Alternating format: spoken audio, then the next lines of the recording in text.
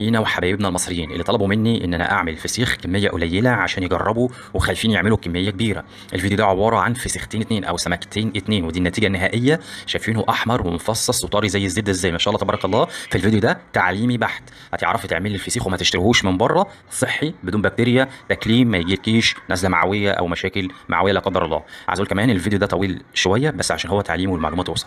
في البدايه خالص اول خطوه هتجيبي سمك بوري طازه من عند السماك. لو متلج او بايت عنده ما تشتريهوش، تجيبي سمك بوري طازه حجم كبير زي ما محمد ما بتوريكي كده. الخطوه الثانيه هتشطفيه تحت الحنفيه وتحطي في خياشيمه ميه وتحطيه في شفشق كده لحد ما يصفي الميه بتاعته في الثلاجه لمده 10 ساعات. تمام، يبقى هنحطه في التلاجة عشان الدنيا حر لمدة 10 ساعات بعد ما شطفناه من المية وحطينا في الخياشيم بتاعته مناديل. مكوناتنا ملح رشيدي ومعلقة من الكركم ومعلقة من الشطة وربع كوباية زيت. يبقى دول أول خطوتين. الخطوة الثالثة هننشف الدم اللي خارج من الخياشيم كويس جدا جدا جدا، ودي مرحله اساسيه ومهمه، هي ديت اللي بتعمل البكتيريا الضاره واللي بتعمل العفونه في السمك. والتنشيف بيتم زي ما انتم شايفين قدامكم اهوت عن طريق المناديل، بتنشف الخياشيم من اي دم نازل منها. ده بعد 10 ساعات مرورا في الثلاجه، انا عملته قبل العيد ولسه مطلعه من كام يوم اهو يا جماعه. تمام كده، يبقى دي الخطوه الثالثه ان انا هنشف السمك. الخطوه اللي بعد كده ايه؟ الرابعه، همسك السمكيه من الظهر هدوس عليها زي ما انتم شايفين كده من ظهرها مش من بطنها عشان ما نخرجش احشائها. والحركه ديت بتعمل ايه؟ بتخلي سلسله الظهر تتحرك من مكانها، بالتالي تتفسخ بسرعه ويطلع طري زي الزبده. دي الخطوه الرابعه.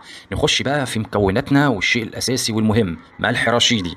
بنجيبه منين؟ من عند العطار الكبير ب 4 جنيه 5 جنيه.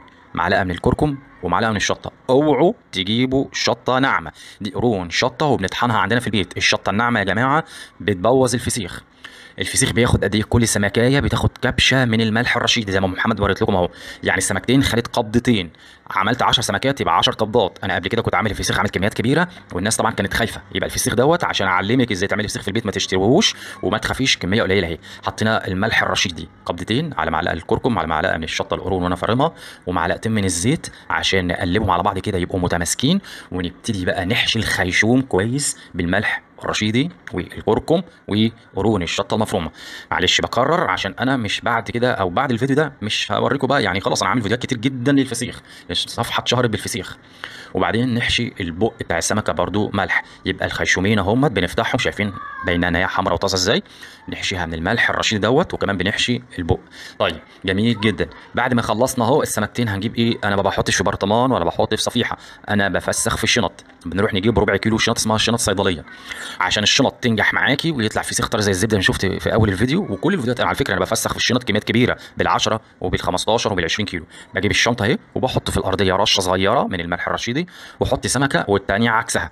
خطوه مهمه جدا جدا ايه هي؟ ان احنا نفرغ الهواء. تمام، مع احترامي طبعا للناس الفسخانيه المشهورين في كفر الشيخ، احنا ما بنفسخش في برطمانات خشب ولا اي حاجه. انا بفسخ في الشنط وبحط زيت عشان يساعدني على العزل الحراري ويخرج لي الهواء ويحافظ لي على السمكه. الزيت ده مهم جدا.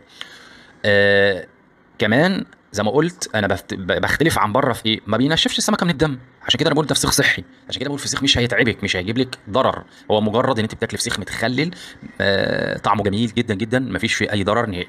بتلف ام محمد الفسيخ في كام شنطه؟ في 5 اكياس. جميل جدا، وانا كاتب في على الشاشه اهو خروج الهواء من الكيس. بعد الخمس اكياس بالبلاستيك راب هتلفه. بعد ما لفيته بالبلاستيك راب هتعمل ايه؟ هتحطهم في 5 اكياس تاني، يبقى 10 اكياس شنط. انا ماشي معاك واحده واحده خطوات بالترتيب، ما حدش يقول لي بقى ايه ليه كل الشنط دي كلها انا بعمل كذا. دي يا جماعه طريقتي وناس كتير جربتها، في ناس عملت الشغل ده وكلت من ورانا لقمه عيش وكان ربنا جعلنا سبب في فتح ابواب رزق للناس. جربوا الطريقه، طريقه امنه جدا، فسيخ فعلا صحي وطري وزي الزبده. احنا عملناه في الحر، يعني كان قبل العيد ب 10 ايام بالظبط. قعدت قد ايه؟ قعدت 10 ايام وادي اللفه شكلها نهائي. اهم حاجه كل يوم نقلب الكيس اللي تحت فوق واللي فوق تحت ونحطه في حاجه مظلمه. لو المطبخ عندك حر تتابع الكيس بينتفخ، ما تخافيش هو ده الطبيعي. بعد ما بينتفخ وبيطلع ريحه في الاول مش مرغوب فيها، بعد كده بترجع الريحه تبقى فسيخ تاني. بعد 10 ايام بيطلع زي الزبده زي ما انتم شايفين، مفصص ولونه احمر وجميل وطري جدا جدا. ان شاء الله هينال اعجابكم، جربوها وقولوا لي زي ما طلبتوا مني عايزين كميه قليله عشان خايفين نفسخ. جربوا ان شاء الله هيطلع معاكم زي الفل. والسلام عليكم ورحمه الله وبركاته.